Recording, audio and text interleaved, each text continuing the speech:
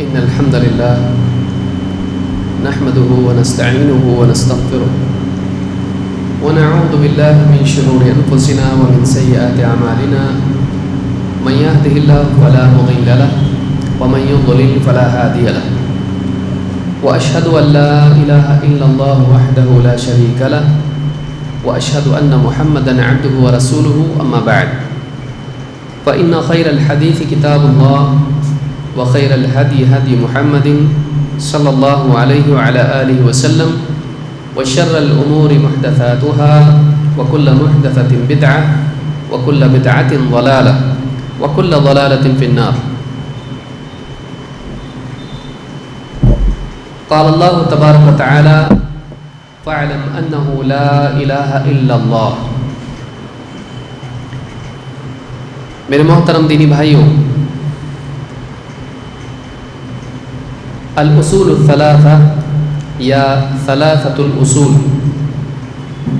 دین کی تین بنیادی باتیں، اس کتاب کا مطالعہ ہم کر رہے ہیں، اور اس کتاب میں پہلے حصے میں ہم نے دیکھا کہ 4 چیزیں ہر انسان کے لیے ضروری ہیں کہ ان کو سیکھے اور ان کے مطابق جیے: ایمان، عمل، دعوت اور صبر، یا علم، عمل، دعوت اور صبر۔ ان 4 باتوں کے بیان کرنے کے بعد، جو کہ پوری کتاب کا گویا کہ ایک مقدمہ ہے اور اجمالی طور پر نجات کے لیے، کامیابی کے لیے کیا کرنا چاہیے، شیخ محترم نے، مؤلف کتاب شیخ الاسلام محمد ابن عبد الوہاب نے اجمالی طور پر کتاب کی شروعات میں بتلا دیا ہے کہ 4 چیزوں کے بغیر آدمی کامیاب نہیں ہو سکتا ہے۔ اب ان 4 چیزوں کے بتانے کے بعد اب تھوڑا تفصیل سے انہوں نے اگلا قدم یا اگلے مرحلے میں 3 باتیں بیان کی ہیں کہ ان 4 باتوں کے بعد 3 چیزیں ہر مسلمان کے لیے سیکھنی ضروری ہیں اور اس کے مطابق عمل کرنا بھی ضروری ہے، یعنی ان 3 چیزوں کے تقاضوں پر عمل کرنا ضروری ہے۔ 3 چیزیں کیا ہیں ہم اس کو سیکھیں گے، لیکن 3 چیزیں: نمبر 1 توحید ربوبیت، 2 توحید الوہیت، اور 3 الولاء والبراء۔ یہ 3 مسئلے ہیں جو انہوں نے یہاں پر بیان کیے ہیں۔ پہلی چیز، اللہ ہی ہمارا رب ہے، خالق و مالک ہے۔ دوسرا، اللہ تعالیٰ ہی عبادت کا حقدار ہے، اس کے سوا کوئی عبادت کے لائق نہیں۔ تیسرا، توحید کا تقاضا ہے کہ توحید والوں سے محبت ہو اور شرک والوں سے نفرت ہو۔ یہ 3 چیزیں انہوں نے بیان کی ہیں کہ ہر وہ چیز جو توحید سے جڑی ہو ہم کو اس سے محبت ہو، ہر وہ چیز جو توحید کے مقابل مخالف ہو، چاہے اعمال ہوں یا اشخاص ہوں یا چیزیں ہوں، ان سے ہم کو نفرت ہونی چاہیے، جو کہ توحید کا کمال ہے اور توحید کے لیے لازمی صفات میں سے ہے۔ تو یہ ایک ایک کر کے اس کو ہم کو سمجھنا ہے۔ اسی لیے شیخ فرماتے ہیں: اعلم رحمك الله انه يجب على كل مسلم ومسلمة تعلم هذه المسائل الثلاث والعمل بهن۔ اللہ تعالیٰ تم پر رحم فرمائے، ہر مسلمان مرد و عورت پر ان 3 مسائل کا سیکھنا لازم ہے اور ان کے مطابق عمل کرنا بھی لازم ہے۔ پہلا مسئلہ کیا ہے؟ الاولی ان اللہ خلقنا ورزقنا ولم يتركنا حملا بل ارسل الینا رسولا فمن اطاعه دخل الجنہ ومن عصاه دخل النار۔ پہلی چیز یہ، پہلا مسئلہ یہ کہ اللہ تعالیٰ نے ہم کو پیدا کیا، ہمارے رزق کا انتظام کیا اور ہمیں یوں ہی بیکار چھوڑ نہیں دیا، بلکہ ہماری طرف ایک رسول بھیجا۔ تو جس نے اس رسول کی فرمانبرداری کی وہ جنت میں جائے گا، اور جو اس رسول کی نافرمانی کرے وہ جہنم میں جائے گا۔ اس کی دلیل کیا ہے؟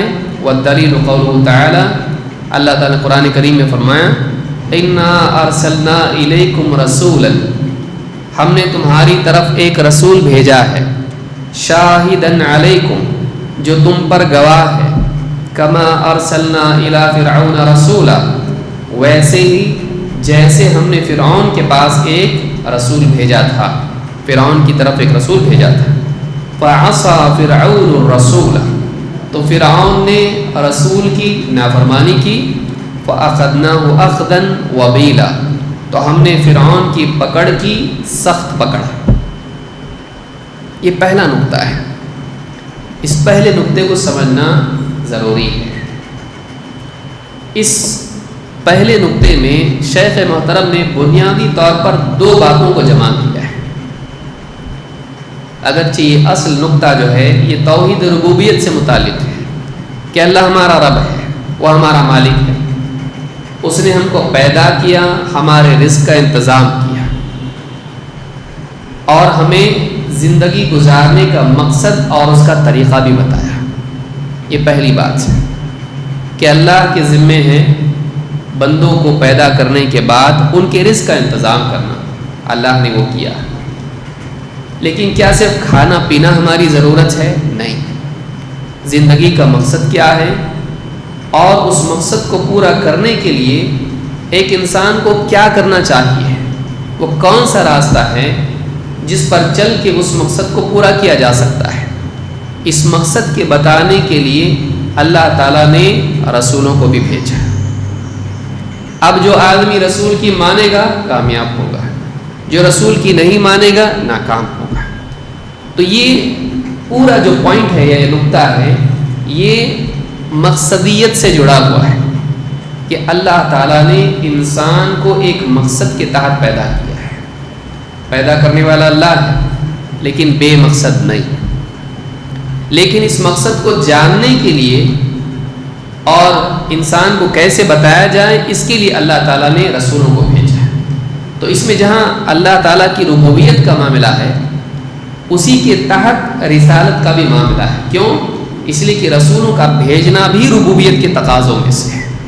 کھانا پینا دیا، ہدایت بھی دینا ضروری ہے۔ کیا صرف کھانا پینا انسان کی ضرورت ہے؟ نہیں، یعنی زندگی کے باقی رکھنے کے لیے رزق چاہیے، لیکن خود زندگی کا مقصد کیا ہے یہ بتانے کے لیے، یہ معلوم کرنے کے لیے ہدایت چاہیے جو رزق سے بھی زیادہ ضروری ہے۔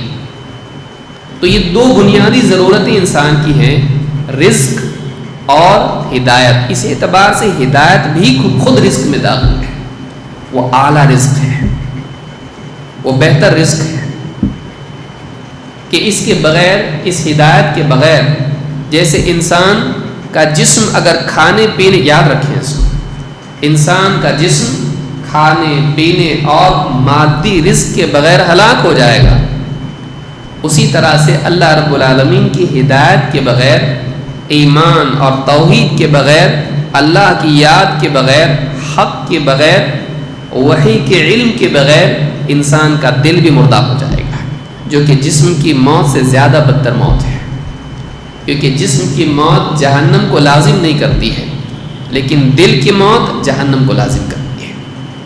دل مر جائے انسان اللہ سے منقطع ہو جائے گا، فسق و فجور میں مبتلا ہو جائے گا، حتیٰ کہ کفر میں بھی واقع ہوگا اور جہنم میں جائے گا۔ لہٰذا جہاں تک جسم کی حیات کا تعلق ہے اللہ نے اس کے لیے رزق دیا، لیکن قلب کی حیات کے لیے بھی اللہ نے رزق دیا، اور وہ کیا ہے؟ وحی۔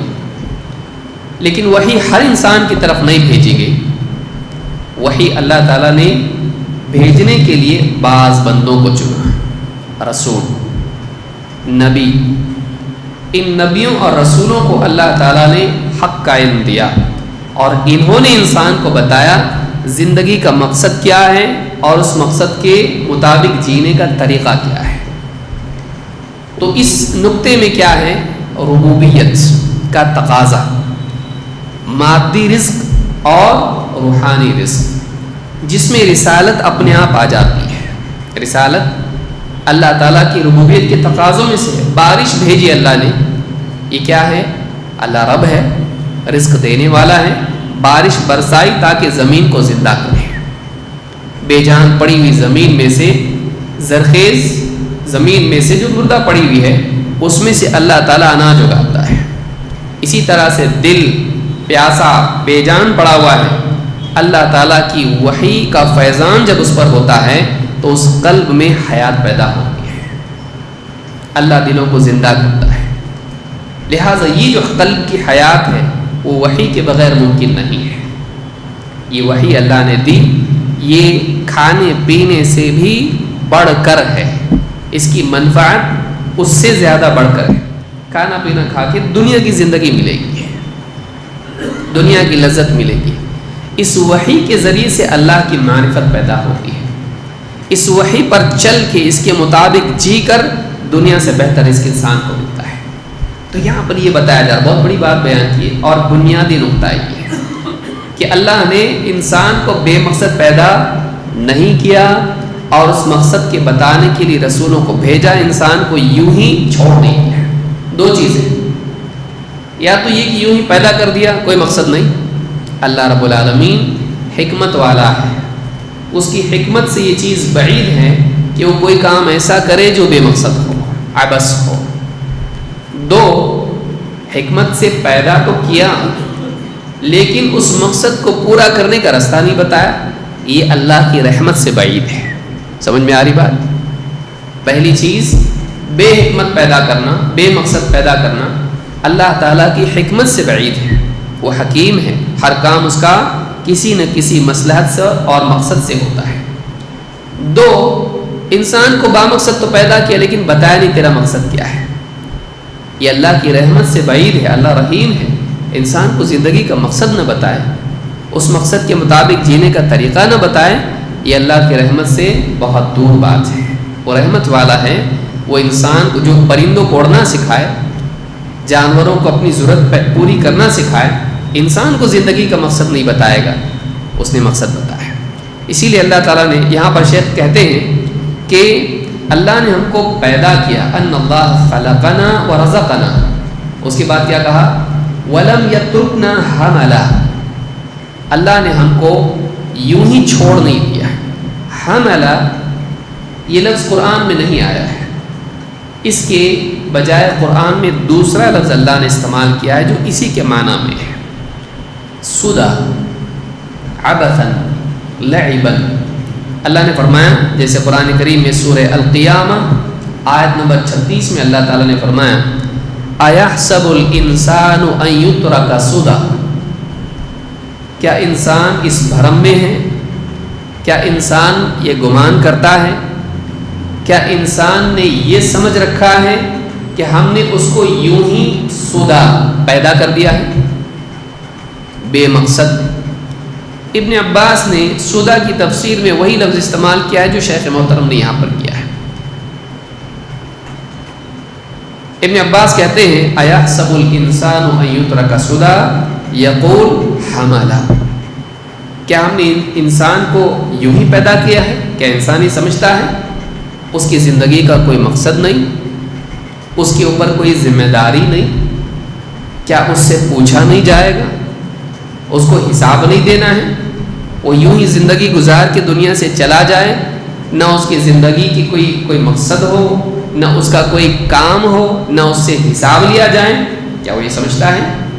اَيَحْسَبُ الْإِنسَانُ أَن يُتْرَكَ سُدًى، یہاں اللہ نے سوال کے انداز میں، ڈانٹ کے انداز میں بتایا کہ انسان کیا سمجھتا ہے، بے مقصد یوں ہی پیدا کر دیا، ہم یوں ہی کریں گے اس کو پیدا؟ نہیں، اس کی زندگی کا مقصد ہے، اس سے حساب لیا جائے گا، دنیا میں اس کو کچھ کرنا ہے، اللہ کی طرف سے اس پر کوئی فریضہ عائد ہے، یوں ہی کھانے پینے کے لیے نہیں چھوڑا اس کو۔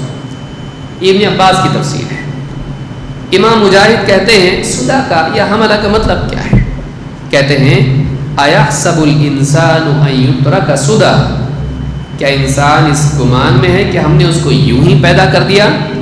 لا يُؤْمَرْ وَلَا يُنْهَى، کیا انسان یہ سمجھتا ہے کہ ہم نے اس کو یوں ہی پیدا کر دیا ہے کہ نہ اس کو حکم دیا جائے اور نہ اس کو منع کیا جائے، یعنی نہ اس پر اللہ کی طرف سے کوئی فریضہ عائد ہو کہ اس کو پورا کرنا ہے، نہ اللہ کی طرف سے اس کے لیے کوئی ممنوعات ہوں جن سے اس کو بچنا چاہیے۔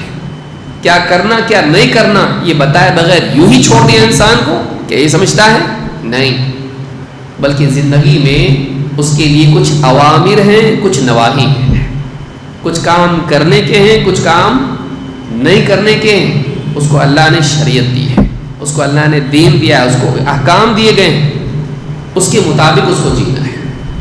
بقیہ مخلوقات کے پاس اختیار نہیں ہے کہ وہ یہ کریں یا نہ کریں، انسان کو اختیار ہے۔ انسان کے پاس ایک خاص شعور ہے، اس شعور کے تحت، اس علم کے تحت، اس فہم کے تحت اس کو زندگی گزارنا ہے۔ اسی لیے اللہ نے انسان کو اوامر اور نواہی دی ہے۔ مرنے کے بعد جب انسان اللہ کے ہاں پیش ہوتا ہے، اللہ تعالیٰ اس سے پوچھ رہا ہے، اور یہ سوال کفار اور فجار اور دین سے بھاگنے والوں کے لیے ہے۔ اللہ تعالیٰ پوچھے گا جب آدمی مرے گا۔ سورۃ المؤمنون آیت نمبر 1 میں اللہ نے وہ سوال پوچھا ہے، افحسبتم انما خلقناکم عبثا وانکم الینا لا ترجعون، کیا تم نے یہ سمجھ رکھا تھا دنیا میں، کفار و مشرکین جب اللہ کی بارگاہ میں پیش ہوتے ہیں بطور مجرم، تو اللہ تعالیٰ ان سے سوال پوچھتا ہے، افحسبتم انما خلقناکم عبثا، کیا تم نے یہ سمجھ لیا تھا کہ ہم نے تم کو یوں ہی عبث پیدا کر دیا ہے، یوں ہی بے مقصد، وانکم الینا لا ترجعون، اور تم کو ہماری طرف واپس پھیرا نہیں جائے گا، تم کو ہماری طرف واپس پلٹایا نہیں جائے گا۔ تم یہ سمجھتے تھے دنیا کی زندگی میں کہ ایک تو تمہاری زندگی کا کوئی مقصد نہیں، اور دو تم سے کوئی محاسبہ نہیں۔ دو چیزیں یاد رکھنا ہے یہاں پر، مقصدیت اور محاسبہ۔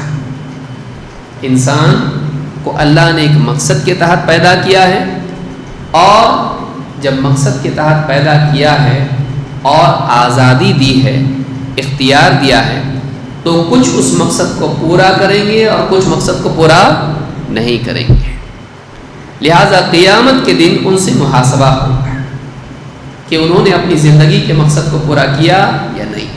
تو یہاں یہ بتایا جا رہا ہے کہ انسان بے مقصد نہیں ہے، ہماری زندگی بے مقصد نہیں ہے۔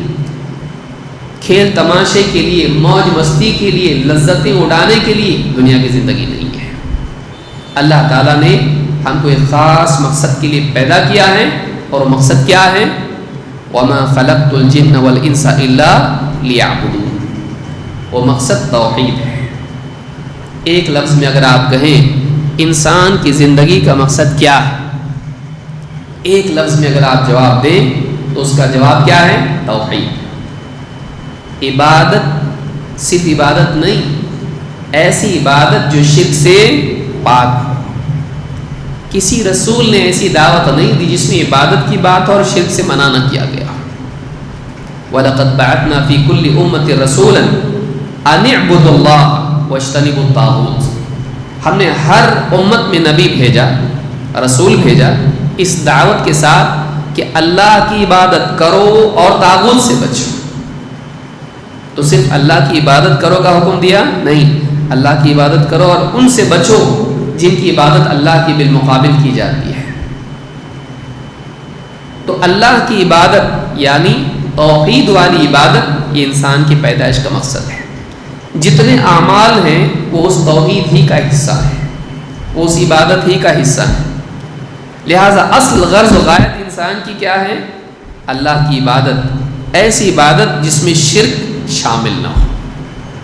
تو یہاں کہتے ہیں کہ وَلَمْ يَتْرُكْنَا حَمَلًا، اللہ نے پیدا کر کے ہم کو یوں ہی چھوڑ نہیں دیا ہے۔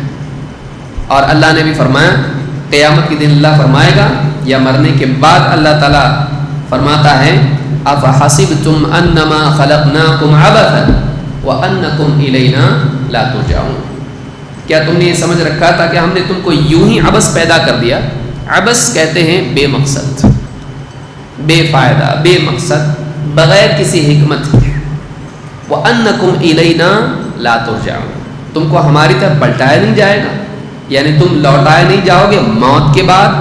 کیوں لوٹائے جائیں گے؟ حساب کے لیے۔ معلوم یہ ہوا کہ زندگی کا مقصد بھی ہے اور اس کا محاسبہ بھی ہونے والا ہے۔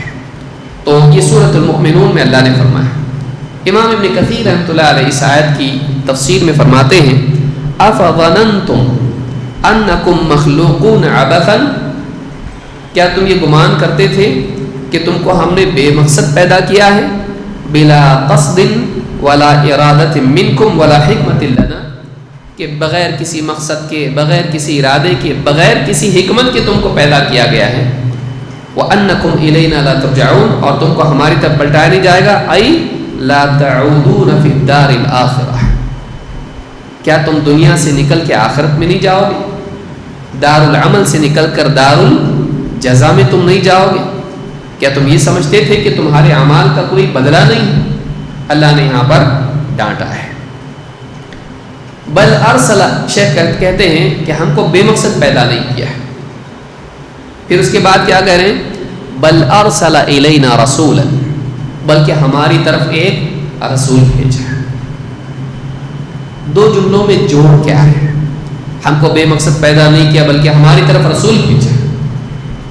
یہاں یہ بتا رہے ہیں کہ بغیر رسول کے ہم اپنا مقصد نہیں جان سکتے ہیں۔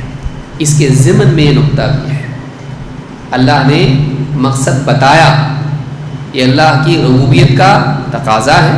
مقصد کون بتائے گا؟ قرآن میں اللہ نے کیا فرمایا؟ ان علینا للہدی، ہدایت ہمارے ذمے ہے۔ رہنمائی انسان کو دینا، جیسے باقی جانداروں کو اللہ نے ہدایت دی، انسان کو ہدایت دینا کہ تیری زندگی کا کیا مقصد ہے، کس کے ذمے ہے؟ اللہ کے۔ اسی ہدایت کے دینے کے لیے اللہ نے کس کو بھیجا؟ رسول کو۔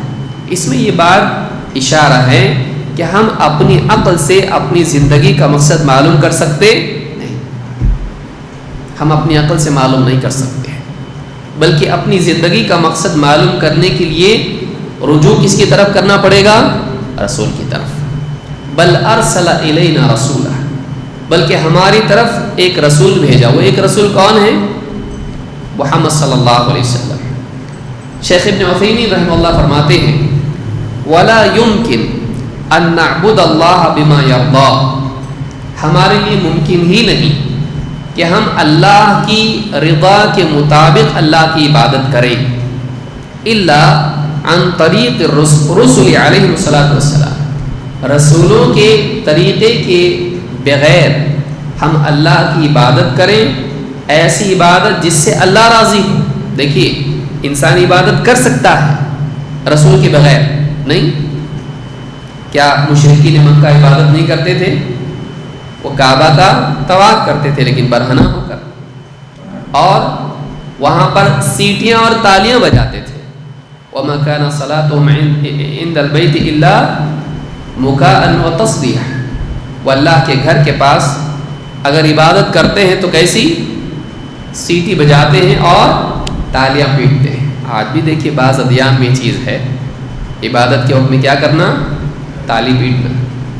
تو مشرکین یہ کرتے تھے، اس کو عبادت سمجھتے تھے۔ لیکن یہاں پر شیخ عثیمین کیا کہہ رہے ہیں؟ وَلَا يُمْكِنْ أَن نَعْبُدَ اللَّهَ، ہمارے لیے ممکن ہی نہیں کہ ہم اللہ کی عبادت کریں، بِمَا يَرْضَى، ایسی عبادت جس سے اللہ راضی ہو۔ عبادت کر کے فائدہ کیا جب اللہ اس کو قبول ہی نہ کرے؟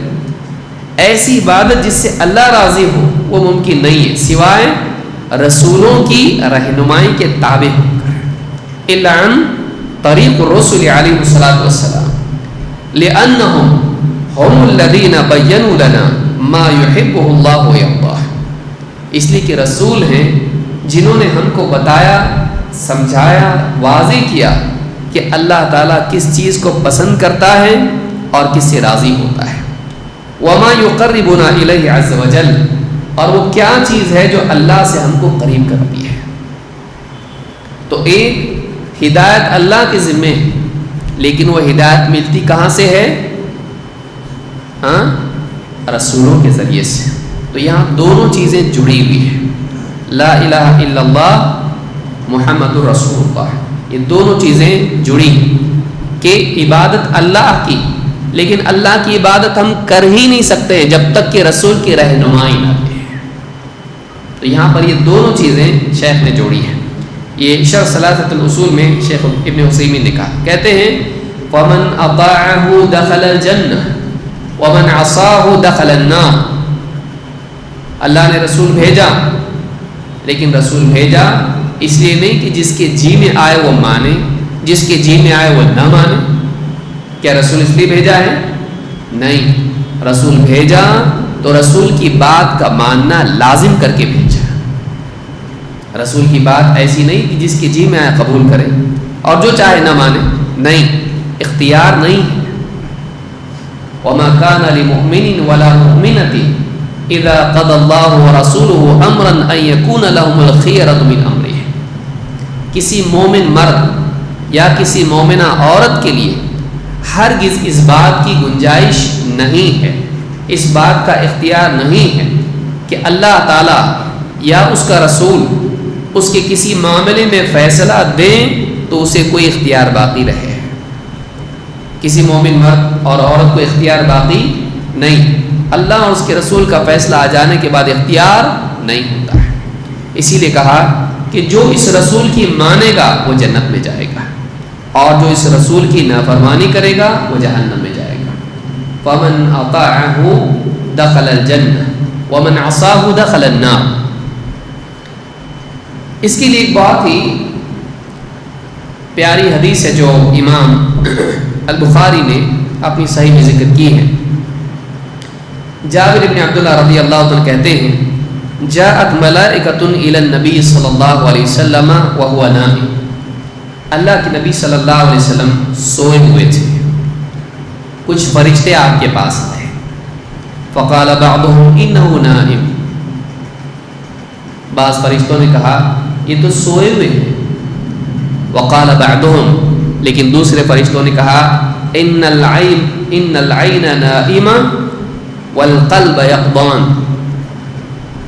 آنکھ سوئی ہے لیکن دل بیدار ہے، آنکھ سوئی ہے لیکن دل بیدار ہے۔ یہ نبی صلی اللہ علیہ وسلم کے قلب کا حال تھا کہ نیند میں بھی آپ کا قلب غافل نہیں ہوتا تھا۔ فقالوا ان لصاحبكم هذا مثلا۔ فرشتے نے کہا تمہارے جو صاحب ہیں ان کی ایک مثال ہے، ان کی ایک مثال ہے، فضربوا له مثلا، ذرا بتاؤ ان کو مثال ان کی کیا ہے۔ فقال بعضهم انه نائم، ایک فرشتے نے کہا یہ تو سوئے ہوئے ہیں، دوسرے نے کہا وقال بعضهم ان العین نائمہ والقلب یقظان، آنکھ سوئی ہے دل بیدار ہے۔ فقالوا مثله كمثل رجل بنى دارا، ان کی مثال ایسی ہے کہ ایک شخص نے گھر بنایا وجعل فيها مأدبة، اور اس گھر میں لوگوں کے لیے دعوت رکھی ہے، گھر بنایا اور اس گھر میں لوگوں کے لیے دعوت رکھی، وبعث داعيا، اور ایک بلانے والے کو بھیجا، فمن اجاب الداعی دخل الدار واکل من المأدبة، تو اس نے جو بلانے کے لیے آدمی بھیجا، جس نے اس کی بات مانی، اس کی دعوت قبول کی، وہ گھر میں آیا اور کھانے میں سے کھایا۔ جس نے بھیجے ہوئے کی بات مانی وہ گھر میں بھی داخل ہوا اور دعوت میں سے اس نے کھایا بھی۔ وَمَن لَّمْ يُجِبِ الدَّاعِيَ لَمْ يَدْخُلِ الدَّارَ وَلَمْ يَأْكُلْ مِنَ الْمَأْدُبَةِ، لیکن جس نے اس بلانے والے کی بات نہیں مانی، نہ اسے گھر میں داخل ہونا نصیب ہوا اور نہ اس دعوت میں سے کھانا نصیب ہوا۔ فقالوا اولوها له يفقهها، ایک فرشتے نے کہا ذرا اس کی تعویل بھی تو بیان کر دو تاکہ یہ سمجھ لیں۔ کون سمجھ لیں؟ نبی صلی اللہ علیہ وسلم۔ خواب میں ہو رہے ہیں سب فرشتے ہی مثال بیان کر رہے ہیں، اور مثال کی کیا کہہ رہے ہیں؟ ذرا ان کی تعویل بیان کر دو، اس خواب کی، اس بات کی، اس مثال کی، تاکہ یہ سمجھ لیں۔ فقال بعضهم انه نائم، ایک فرشتے نے کہا یہ تو سوئے ہوئے ہیں، لیکن دوسرے نے کیا کہا ان العین نائمہ والقلب یقظان، آنکھ سوئی ہے دل بیدار ہے، دل سویا ہوا نہیں ہے۔ بار بار تکرار کیوں؟ تاکہ بات یاد رہے کہ خواب کی بات ہے، لیکن خواب میں بھی وحی کی بات ہے، لہٰذا یہ عام خواب نہیں ہے، عام انسان کا خواب نہیں ہے، یہ کس کا خواب ہے؟ نبی کا۔ نبی کا خواب کیا ہوتا ہے؟ سچا ہوتا ہے۔ انبیاء کو خواب میں بھی اللہ کی طرف سے وحی والا علم دیا جاتا ہے۔ فقالوا، اب خواب کی تعبیر کیا ہے، مثال کی تفسیر کیا ہے؟ وقالوا فالدار الجنہ، وہ جو گھر ہے وہ جنت ہے، وہ گھر کیا ہے؟ جنت۔ والداعی محمد صلی اللہ علیہ وسلم، اور وہ جو جا کر بلانے کے لیے گیا تھا وہ محمد صلی اللہ علیہ وسلم ہے۔ فمن اطاع محمدا فقد اطاع اللہ، جس نے محمد صلی اللہ علیہ وسلم کی بات مانی اس نے اللہ کی بات مانی۔ ومن عصى محمدا صلی اللہ علیہ وسلم فقد عصى اللہ، جس نے محمد صلی اللہ علیہ وسلم کی بات نہیں مانی، نافرمانی کی، اس نے اللہ کی نافرمانی کی ہے۔ ومحمد صلی اللہ علیہ وسلم فرق بین الناس، اور محمد صلی اللہ علیہ وسلم لوگوں کے درمیان فصل ہیں، لوگوں کے درمیان فرق کرنے والے ہیں۔ آپ کے آنے سے پہلے لوگ کہتے تھے کاش کہ کوئی رسول آتا تو ہم اس کے مطابق اللہ کے دین پر چلتے، آپ آ گئے، اب بتاؤ کون چلتا ہے کون نہیں چلتا ہے۔ آپ کے آنے کے بعد لوگ دو حصوں میں تقسیم ہو گئے، مومن اور کافر، ماننے والے نہیں ماننے والے۔ معلوم یہ ہوا کہ محمد صلی اللہ علیہ وسلم کی شخصیت لوگوں کو دو ٹکڑوں میں تقسیم کرتی ہے، حق والے باطل والے، ماننے والے نافرمان، اللہ والے اللہ کے مقابلے میں جینے والے ہیں۔ وہ محمد فرق بین الناس، آپ لوگوں میں فرق کرنے والے ہیں۔ اس حدیث کو امام البخاری نے روایت کیا ہے اپنی صحیح میں الاعتصام بالکتاب والسنہ میں۔ تو اس حدیث سے بات معلوم ہوئی کہ اللہ تعالیٰ نے محمد صلی اللہ علیہ وسلم کو لوگوں کے درمیان بھیجا۔ اب آپ دیکھیں اللہ نے کیوں بھیجا، اصل غرض و غایت جنت کے داخلے کی ہے۔ اس حدیث سے کیا معلوم ہوتا ہے؟ اصل اللہ یہ چاہتا ہے بندے جنت میں جائیں، اسی لیے اللہ تعالیٰ نے کس کو بھیجا؟ محمد صلی اللہ علیہ وسلم۔ آپ کس طرف بلا رہے ہیں؟ جنت کی جہنم؟ آؤ، جنت کا دروازہ کھلا ہے تمہارے لیے، موقع تمہارے لیے ہے، میری بات مان لو، تمہارے لیے جنت میں دعوت ہے۔ اب اگر کوئی مانتا ہے تو کیا وہ محروم ہوگا؟ نہیں، اگر وہ آپ مان لیں جنت میں جانا نصیب ہوگا اور جنت کا کھانا نصیب ہوگا۔ لیکن اگر کوئی آپ کی بات نہیں مانتا ہے تو وہ اللہ تعالیٰ کو دوش نہیں دے سکتا ہے، گناہگار اور مجرم وہ خود ہے۔ تیرے پاس موقع تھا ماننے کا، تو نہیں مانا، غلطی کس کی ہے؟ تیری۔ تو اگر مانتا، امیر ہوتا یا غریب ہوتا، تو صحت مند ہوتا یا بیمار ہوتا، گورا ہوتا کالا ہوتا، حبشی ہوتا عرب ہوتا عجم ہوتا، تیرے لیے کوئی فرق نہیں تھا، بس تم مان لیتا کس کی؟ رسول کی۔ اللہ کے ہاں بس اتنا کرائیٹیریا تھا جنت کے لیے، اتنا پیمانہ تھا، بس تو رسول کی مان لے، تیرے لیے جنت میں دعوت ہے۔ اللہ نے رسولوں کو بھیجا جنت کی دعوت کے لیے، بلاؤ ان کو جنت کی دعوت کے لیے۔ اس سے بات معلوم ہوتی ہے کہ اللہ کی اصل غرض و غایت عذاب نہیں ہے۔ اس کو یاد رکھیں، اس حدیث کو، یہ بہت اہم حدیث۔ لوگوں نے کیوں جہنم بنائی اللہ نے؟ اللہ کی اصل غرض و غایت جہنم نہیں۔ قرآن میں اللہ نے کیا فرمایا؟ بہت زبردست آیت ہے، سورہ النساء میں اللہ نے فرمایا ما یفعل اللہ بعذابکم ان شکرتم وآمنتم، اللہ بھلا تم کو عذاب دے کے کیا کرے گا اگر تم شکر گزار بن جاؤ اور ایمان لے آؤ۔ دیکھیے انداز دیکھیے اللہ کا. ما یفعل اللہ، میں ایک دم لفظی ترجمہ کر رہا ہوں، میٹھا بنا کے نہیں بول رہا ہوں. اللہ نے کیا فرمایا؟ ما یفعل اللہ بعذابکم، اللہ تمہیں عذاب دے کے کیا کرے گا؟ ان شکرتم، اگر تم شکر کرنے والے بن جاؤ، وآمنتم، اور ایمان لے آؤ. تمہاری زندگی میں اللہ کا اعتراف آ جائے، ہاں اللہ نے دیا جو بھی دیا، بتوں نے نہیں. انسان کا بگاڑ کیا ہے؟ نعمت اللہ کی لیتا ہے اور انتساب غیر اللہ کی طرف کرتا ہے. شکر گزاری کیا ہے؟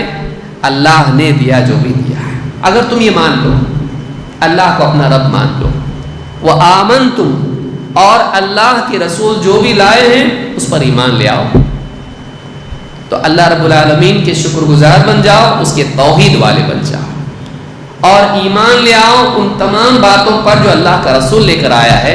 اللہ کیوں عذاب دے گا تم کو؟ عذاب تو تمہارے یہ نہ کرنے کا نتیجہ ہے، ورنہ اصل موقع عذاب سے بچنے کا تو کھلا ہوا تمہارے پاس ہے. اگر آدمی گڑھے میں گرتا ہے تو وہ گڑھے کو دوش دینے کی بجائے اپنے آپ کو دوش دے، تو بازو سے بھی جا سکتا تھا جیسا دوسرے جا رہے. تو گرا اس میں جا کر، تو گرا، تو نے دیکھا پھر بھی جا کے گرا اس کے اندر. کیوں؟ گڑھے کا ہونا وہاں پر، اس کی شکایت کرنا بے وقوفی، وہ تو ہے وہاں پر، لیکن پاؤں تیرے پاس تھے، بچنا تیرے لیے ممکن تھا، تو اس میں کیوں گیا؟ تو بازو سے کیوں نہیں گیا؟ دوسرے بھی تو جا رہے ہیں. ما یفعل اللہ بعذابکم ان شکرتم وآمنتم. اس حدیث سے بات معلوم ہوتی ہے کہ اللہ نے رسولوں کو بھیجا تاکہ لوگوں کو جنت کی طرف لے آئے. جو نہیں مانیں گے وہ جہنم میں جائیں گے، جو نہیں مانیں گے وہ جہنم میں جائیں گے. ورنہ اصل مقصد اللہ کا عذاب دینا نہیں ہے، لیکن جو نہیں مانیں گے ان کے لیے اللہ کی طرف سے عذاب کا بھی معاملہ متعین ہے. قرآن کریم میں اللہ تعالیٰ نے سورہ نساء آیت نمبر 13-14 میں فرمایا یہی بات جو یہاں پر کہی کہ جو رسول کی مانے اس کے لیے جنت، جو رسول کی نہ مانے اس کے لیے جہنم.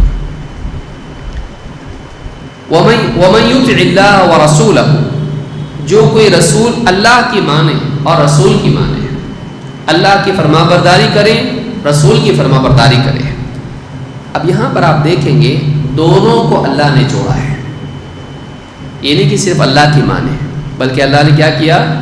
دونوں چیزوں کو جوڑا. اللہ کی فرما برداری کرے اور رسول کی. اللہ کے احکامات معلوم ہوتے ہیں قرآن کی آیات سے، لیکن اللہ کے بعض احکام وہ ہیں جو قرآن میں نہیں ہیں. وہ کہاں سے معلوم ہوتے ہیں؟ رسول سے.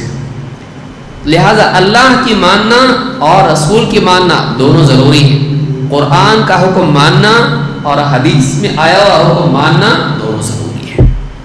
کوئی یہ نہیں کہہ سکتا ہے کہ ہم قرآن کی باتیں مانیں گے حدیث کی نہیں. اللہ نے دونوں کو ذکر کیا ہے. وَمَن يُطِعِ اللَّهَ وَرَسُولَهُ، جو اللہ کی فرما برداری کرے اور رسول کی فرما برداری کرے اس کے لیے کیا انعام ہے؟ يُدْخِلْهُ جَنَّاتٍ، اللہ تعالیٰ اس کو جنتوں میں داخل کرے گا. خود سے آدمی نہیں جا سکتا ہے. کون داخل کرے گا؟ اللہ اس کو داخل کرے گا. وہ اللہ کا فضل ہے. اس کے نیک اعمال جنت کی قیمت نہیں ہے، جنت کا سبب ہے. دونوں میں فرق ہے. قیمت ہے جنت کی، اس کے نیک اعمال جنت کی قیمت نہیں ہے. ہاں جنت میں جانے کا ذریعہ ہے. جتنا ہو سکتا کر جنت دیں گے. جنت بہت اونچی ہے، تیرا اعمال اتنا اعلیٰ نہیں ہے، ہم اپنی طرف سے دیں گے. ذریعہ تیرا عمل ہے، لیکن عمل تیرا جنت کی قیمت نہیں ہو سکتا ہے. چھوٹے موٹے عمل پر بھی جنت دے دیں گے. جنت تیرے عمل کے برابر نہیں ہے، لیکن تیرے عمل کی بنیاد پر دیں گے. دونوں میں فرق ہمیشہ یاد رکھیں. جنت ملے گی اعمال کے بدلے، لیکن اعمال جنت کی قیمت نہیں ہے.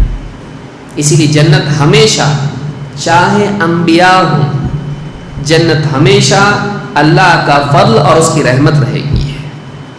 وہ اعمال کا یعنی بدل، یعنی اعمال کی قیمت نہیں ہے. یہ نہیں کہ اعمال اس کی قیمت بن جائے. ہاں کتنی جنت، اتنی جنت، یہ میرے اتنا عمل نہیں. وہ اعمال کے بدلے ہیں، لیکن عمل کبھی اتنا نہیں ہو سکتا ہے کہ جنت کی قیمت بن جائے، وہ اللہ کا فضل ہے، اعمال کے بدلے اللہ اپنی طرف سے عطا فرماتا ہے۔ تو اللہ جنتوں میں داخل کرے گا۔ کیسی جنتیں؟ تجری من تحتها الانہار، جن کے نیچے سے نہریں بہتی ہیں۔ جنت میں نہریں 4 ہیں، کون کون سی؟ پانی کی، شراب کی، شہد کی اور دودھ کی۔ پانی جو باسی نہ ہو، شراب جو گناہ نہ کروائے یا سر درد یا اس میں گھومنا پھرنا نہ ہو، جھومنا نہ ہو، اور شہد جس میں آلائش نہ ہو، نہ موم ہو، نہ اس طرح کی کوئی چیز جس کو فلٹر کرنا پڑے، اور دودھ جو کھٹا نہ ہو اور جو گائے کے تھنوں سے نہیں نکلا ہے، جس میں بدبو نہیں آتی، سڑان نہیں ہے۔ اللہ کے حکم سے اللہ نے اس کو پیدا کیا ہے، خالص۔ تو یہ جو چیزیں ہیں یہ نہریں بہتی ہیں، خالدین فیہا، اور وہ ان جنتوں میں ہمیشہ ہمیشہ رہیں گے۔ وذالک الفوز العظیم، اور یہ ہے سب سے عظیم کامیابی ہے۔ دنیا میں اچھا سا فلیٹ لے لینا، اچھی سوسائٹی میں گھر لے لینا جس کے آس پاس لان اور گارڈن ہو، یہ کامیابی نہیں۔ کامیابی یہ ہے کہ ایک انسان کو جنت میں گھر مل جائے۔ دنیا میں لمبی زندگی پانا، صحت پانا، یہ کامیابی نہیں ہے۔ کامیابی یہ ہے کہ انسان ہمیشہ ہمیشہ کے لیے جنت میں بسا دیا جائے، کامیابی وہ ہے۔ تو خالدین فیہا وذالک الفوز العظیم، لیکن اس کے بالمقابل ومن یعص اللہ ورسولہ، جو اللہ اور اس کے رسول کی نافرمانی کرے، ماننے سے انکار کرتے ہیں، ویتعد حدودہ، اور اس کی حدیں جو اللہ نے حدیں قائم کی ہیں وہ حدیں پھلانگ جائے، حق کو ماننے سے انکار کرے اعتقاداً، اور عملی زندگی کے اندر اللہ تعالیٰ نے جو حدود قائم کی ہے ان کو پھلانگ جائے، اللہ کے اوامر جو حکم اللہ نے دیے ہیں ان کو نہ مانے، اور اللہ کی نواہی جن سے منع کیا ہے ان چیزوں کی کوئی پرواہ نہ کرے، حد پہ رکنے کی بجائے حدیں پار کر جائے۔ دونوں چیزیں اللہ نے یہاں پہ بیان کی، کرنے کا کام نہ کریں اور نہ کرنے کا کام کریں، چلنے کے راستے پر نہ چلے اور رکنے کی جگہ پر نہ رکے، آگے نکل جائے۔ وَيَتَعَدَّ حُدُودَهُ يُدْخِلْهُ نَارًا، اس کو اللہ تعالیٰ جہنم کی آگ میں داخل کرے گا۔ يُدْخِلْهُ نَارًا خَالِدًا فِيهَا، اس میں وہ ہمیشہ رہے گا۔ کون؟ جو اللہ اور اس کے رسول کی بات کے ماننے سے انکار کرتے ہیں۔ خالداً فیہا وَلَهُ عَذَابٌ مُہِین، اور اس کے لیے بڑی ذلت والا عذاب ہوگا۔ مہین، ذلت والا عذاب، کیوں؟ اس لیے کہ اللہ کی بات نہیں ماننا اکڑ کی وجہ سے ہوتا ہے۔ اس کے استکبار کا نتیجہ کیا ہوگا؟ وہاں اس کو ذلت والا عذاب دیا جائے گا۔ ذُقْ إِنَّكَ أَنْتَ الْعَزِيزُ الْكَرِيمُ، چکھ یہ عذاب، بڑا تو زبردست تھا نا، دنیا میں بڑا عزت والا تھا نا تو، شریف خاندان کا تھا نا تو، لے عذاب یہ۔ اللہ ہم سب کی حفاظت فرمائے۔ جو اللہ رب العالمین کے آگے جھکنے سے اپنے کو برتر سمجھے اس کے لیے آخرت میں ذلت ہے۔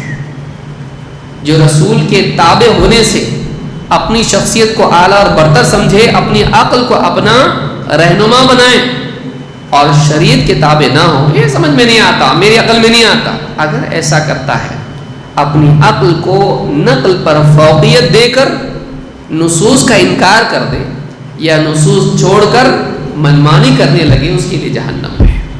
اگر انکار کر دیں ہمیشگی کی جہنم ہے۔ لیکن کیسا عذاب اس کے لیے ہے؟ ذلت والا۔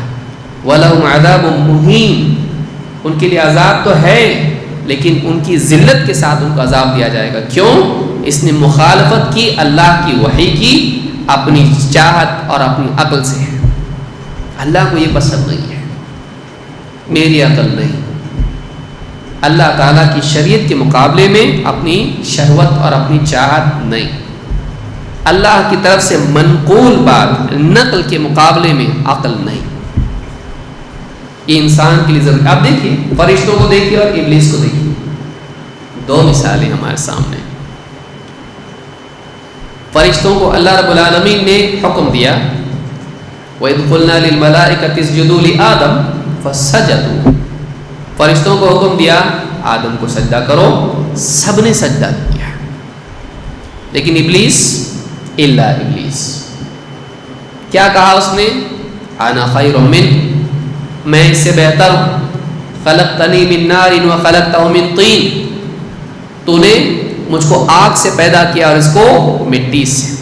اللہ کے حکم کے آتے ہی فرشتوں نے کوئی اس کے اوپر بحث و مباحثہ نہیں کیا, بلکہ سیدھے سجدے میں چلے گئے. اللہ کا حکم ہے سجدہ کرو, کر دیا. نقل کی تابعداری فرشتوں نے کی ہے, جو اللہ کی طرف سے بات آئی مانو.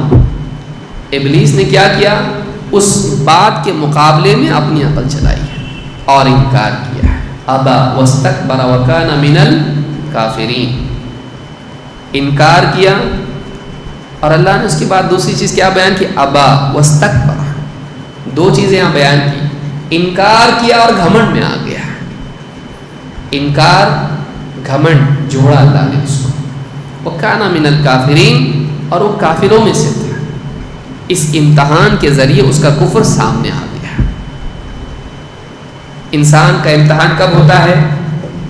جب اللہ اور اس کے رسول کی بات عقل یا چاہت کے خلاف ہوتی ہے. امتحان کب ہوتا ہے؟ دو موقع پر ہوتا ہے.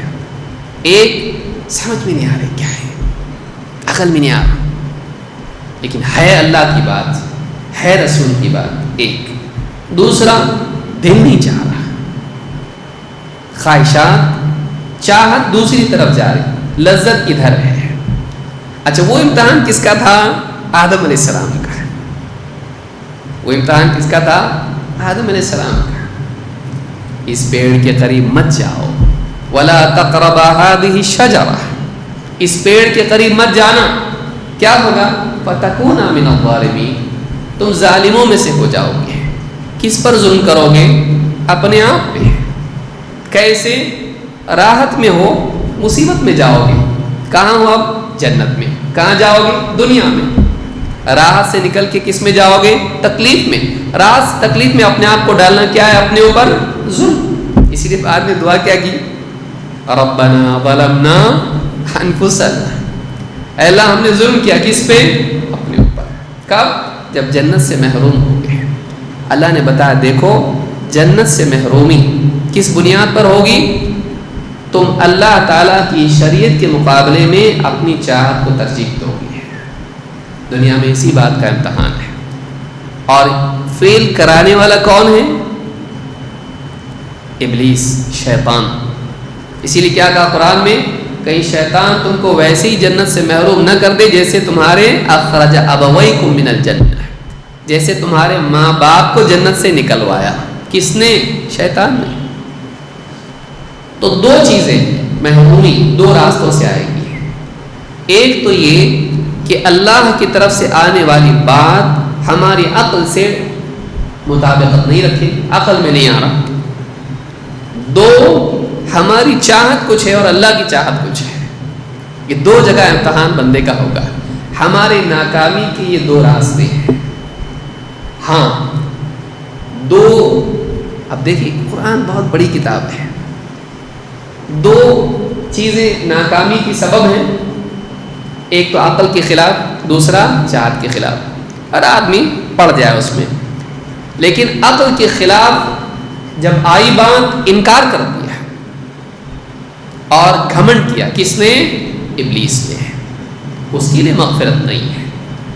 ہمیشہ لَأَمْلَأَنَّ جَهَنَّمَ مِنْكَ وَمِمَّنْ تَبِعَكَ مِنْهُمْ أَجْمَعِينَ, تجھ سے اور تیرے پیچھے چلنے والے سب لوگوں سے میں جہنم کو بھر دوں گا, اللہ نے کہا.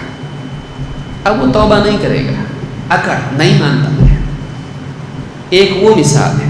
دوسری آدم علیہ السلام کی مثال ہے. ہو گیا جو نہیں ہونا چاہیے تھا, بتانے کے بعد ہو گیا. ایسا بھی نہیں کہ نہیں بتایا تھا اللہ نے, لیکن اللہ نے موقع اس کے بعد بھی رکھا ہے. آدم علیہ السلام نے جیسی احساس ہوا کہ اللہ کا حکم ٹوٹا ہے, اللہ نے جو حد رکھی تھی مت جاؤ قریب، ارتکاب اس کا ہو گیا ہے، فوراً اللہ کی طرف رجوع ہوئے۔ کیا کہا؟ ربنا ظلمنا انفسنا وان لم تغفر لنا وترحمنا لنکونن من الخاسرین۔ اے اللہ ہم نے اپنی جانوں پہ ظلم کر لیا، اور اگر تو ہماری وان لم تغفر لنا، اور تو اگر ہماری مغفرت نہ کرے، ہم پر رحم نہ فرمائے، ہم خسارہ پانے والوں میں سے ہو جائیں گے۔ معلوم ہے کہ خسارہ کب ہوتا ہے؟ دیکھیے غور کیجیے، قرآن میں اللہ نے اشارہ دیا اس بات کی طرف کہ تجھ سے گناہ ہونے کے باوجود بھی تو خسارے سے بچ سکتا ہے۔ کیسے؟ توبہ کے ذریعے سے، رجوع کا موقع تیرے پاس باقی ہے۔ اگر اللہ سے استغفار، اللہ سے توبہ نہ کریں، تیرے لیے خسارہ یقینی ہے۔ ہاں وَإِن لَّمْ تَغْفِرْ لَنَا وَتَرْحَمْنَا، اگر تم مغفرت نہ کرے اور رحم نہ کرے تو ہم خسارے میں سے ہو جائیں گے۔ معلوم یہ ہوا کہ جو اللہ سے اپنی مغفرت نہ کرا سکے، اللہ تعالیٰ کی رحمت کے وسائل اختیار نہ کرے، یہ خسارے میں جائے گا۔ مغفرت اور رحمت، یہ دو کی جوڑی، دو کی جوڑی۔ مغفرت گناہوں کو معاف کر دینا، جہنم سے بچا لینا۔ رحمت نیکیوں کو قبول کرنا اور نیکیوں سے بہتر اپنے فضل سے عطا کرنا۔ وَإِن لَّمْ تَغْفِرْ لَنَا وَتَرْحَمْنَا لَنَكُونَنَّ، اسی لیے جنت کو رحمت کہا گیا، اللہ کی رحمت ہے، وہ اللہ کی عطا ہے، اللہ کا فضل ہے۔ تو یہاں پر آپ دیکھیں گے کہ کیا کہا؟ وَمَن يَعْصِ اللَّهَ وَرَسُولَهُ، جو اللہ اس کے رسول کی نافرمانی کرے، وَيَتَعَدَّ حُدُودَهُ، اور اللہ کی حدیں پھلانگ جائے، يُدْخِلْهُ نَارًا، اللہ اس کو آگ میں داخل کرے گا، خالداً فیہا، اس میں وہ ہمیشہ رہے گا۔ اس کا کفر دائمی تھا، اس کی سزا بھی دائمی ہوگی۔ جتنی زندگی ملی دنیا کی اس میں کفر پر باقی رہا، ساری زندگی کفر پر رہا، اس لیے اس کی جزا بھی جب ملے گی تو ساری زندگی جہنم ملے گی۔ دائمی کفر کی سزا دائمی جہنم۔ اگر رجوع کر لیتا اللہ تعالیٰ جہنم سے بچا لیتا ہے، رجوع نہیں کیا جہنم سے نہیں بچائے گا۔ اور کہا وَلَهُ عَذَابٌ مُّهِينٌ، اس کے لیے ذلت والا عذاب ہے۔ کیوں؟ اس نے اللہ کے حکم کے مقابلے میں گھمنڈ کیا، ابلیس نے یا اس کے طرز پر چلنے والے۔ لہٰذا وہ لوگ جو اپنی عقل کو قرآن و سنت کی نقل پر ترجیح دیتے ہیں، وہ ابلیس کے راستے پر ہیں، وہ ابلیس کے راستے پر ہیں۔ اور انسان سے دیکھیے، اس میں ابن قیم رحمۃ اللہ علیہ نے کہ بعض باتیں آ جاتی ہیں، ابن قیم رحمۃ اللہ علیہ فرماتے ہیں اپنی کتاب الفوائد میں، اور غالباً سہل التستری یا کسی اور کا قول انہوں نے ذکر کیا ہے سلف میں سے، کہتے ہیں کہ دو چیزیں ہیں، ایک ہیں اللہ کے اوامر ان کو پورا کرنا، دوسرے ہیں اللہ کی مناہی یا نواہی، ممانعت کی چیزیں جن سے منع کیا اللہ نے، ان کا ارتکاب۔ کہتے ہیں اللہ نے جن سے منع کیا ہے، خاص طور سے وہ چیزیں جو شہوات سے متعلق ہیں، شراب نہیں پینا، زنا نہیں کرنا، چوری نہیں کرنا، فلاں چیز نہیں کرنا، یہ اتنی سخت نہیں ان کا معاملہ جتنا اللہ کے حکموں کا پورا کرنے کا معاملہ ہے۔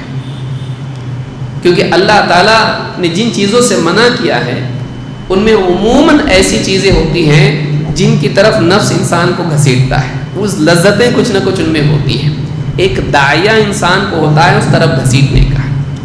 لیکن جس کا حکم اللہ نے دیا ہے اس کی خلاف ورزی کرنے کا اور کیا مقصد ہو سکتا ہے سوائے اس کے کہ ایک انسان اس چیز کو جانتے بوجھتے چھوڑے؟ کیا رکاوٹ ہے اس کے لیے؟ تو کہتے ہیں یہ جو معاملہ ہے ابلیس کا تھا، اور وہ معاملہ آدم علیہ السلام کا تھا۔